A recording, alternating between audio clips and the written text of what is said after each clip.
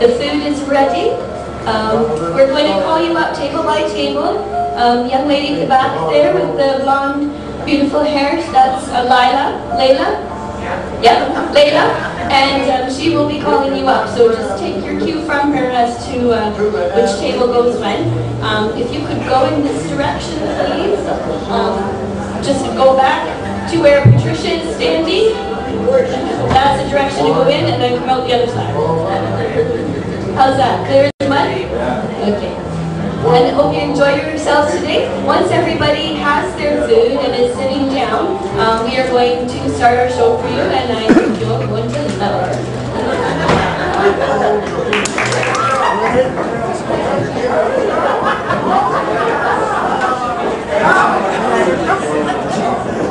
VBS, the Volunteer Broadcasting System.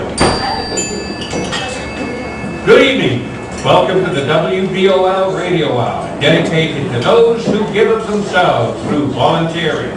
Our special guests this evening are George Burns and Gracie Allen, Edgar Bergen and friends Charlie McCarthy and Mortimer Snerd, the Mystery Players, our special guest Ethel Merman, and as always, our lovely volunteers.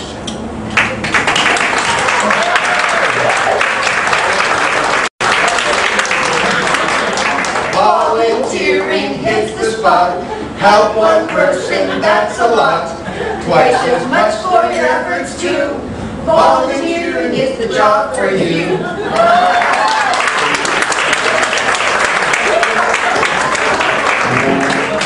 Thank you, lovely ladies. And now let's join George Burns and Gracie Allen. Gracie is telling George that she has become a volunteer. So, you're volunteering, Gracie. Oh yes, I am, George. And how did that happen, Gracie? Well, I was standing in the post office when I saw a sign that said "Wanted Reward" with a man's picture on it. So I said to the woman next to me, "Wouldn't it be nice to be wanted?" She told me she's always wanted, and what she does is very rewarding. And I said, "That's nice. What do you do?" She told me she volunteered at Project Share. I asked if she had her picture up in the post office too, and she said no, but she did give me a brochure with a phone number to call. So you called the number. Well, no.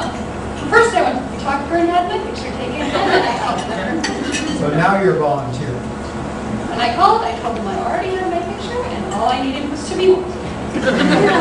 Like in the post office pictures. Yes, George. And then I asked the person on the phone if there would be a reward. But George, she said the strangest thing. What was that, Gracie?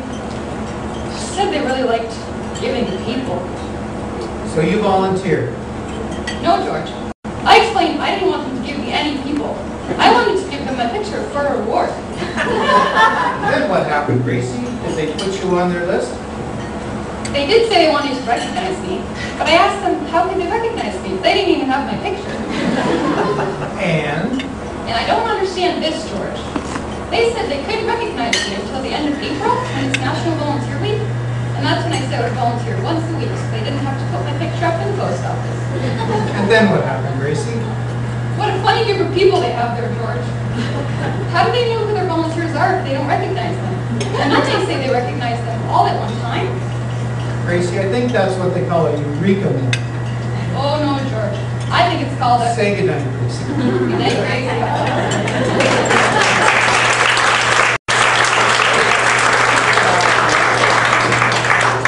Volunteering may never be the same. Gracie will see to that. And now I want to announce WVOL's new jingle contest. All you need to do is to complete the last line of this jingle. There was a young woman who went to volunteer where she was sent.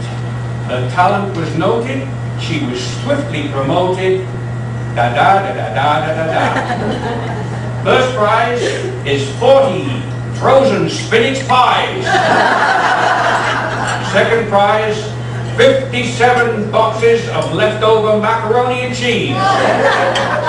Third prize, 63 out-of-date volunteer name tags. So, all you have to do is enclose your entry with a label from your latest volunteer job.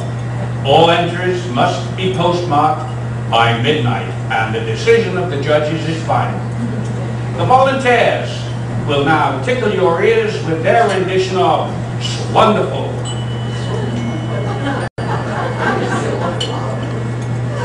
It's wonderful, it's marvelous to be a volunteer.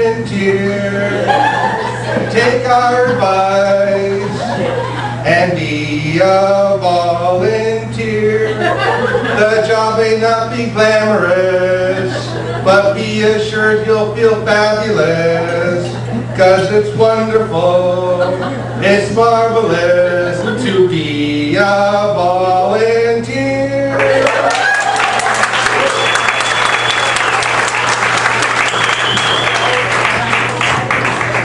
And now, a short message from Chiquita Banana.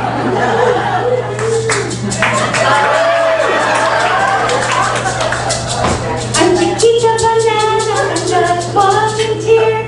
Bananas like a sunny sunny atmosphere.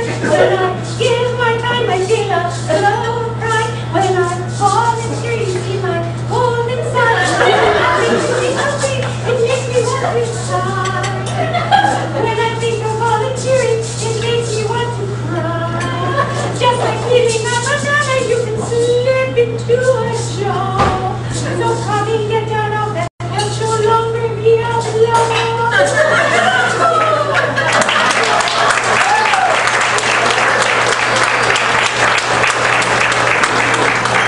Thank you a bunch, Chiquita.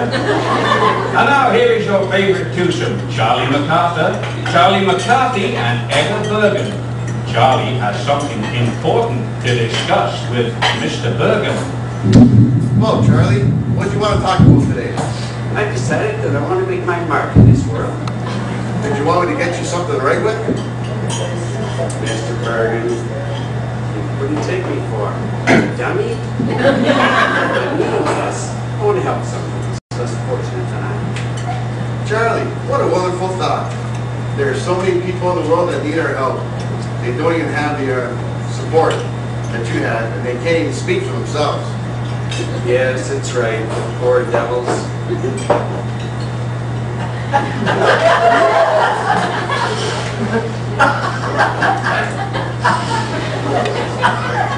That's why I'm confiding in you. I have the kind of personality that's always reaching out to others. I have been noticing that, Charlie. Now let's see, what type of work can I do? I've always wanted to be lumberjack. Going about the forest, chopping down trees, and singing. I'm a lumberjack and that's okay. Sleep all night and I work all day. Stop, that's not the script. Well, yes, it is. No. What was I thinking? Gee whiz. Where was it? Oh, yes. Perhaps I could be a volunteer fireman. Well, that job might prove a little dangerous for you, Charlie. You know, you're flammable. Why, it just burns me up when you say that about me. Oh, I don't think I smell bad at all. Well, maybe you should consider some other type of volunteer job. Your language skills are good. Have you ever considered tutoring? Tutoring? Like a trumpet? Why, I never played a musical instrument in my life, Bergen. You should know that. Well, yes, I certainly should know that. Well, Charlie, have you considered working in the shelter to take care of the homeless? Or wouldn't they just laugh at me when they saw where I slept in? Why, I just fold up in that black case over there.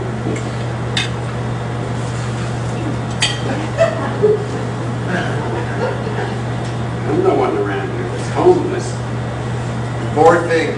Sounds like you're the one who needs help. Certainly more help than you can give to others. Well, that's just it, Bergie. That's what volunteers do. They give to others, but then they receive so much more than they give. Ah, you're making sense now, Charlie. Let's ask Mortimer's third what he thinks. My name being mentioned? Hello, Mortimer. Charlie here is all set to go out and be a volunteer. We were thinking about what kind of volunteering you could do. What do you think about all this? I think you barked up the wrong tree, if you'll pardon the expression. Now,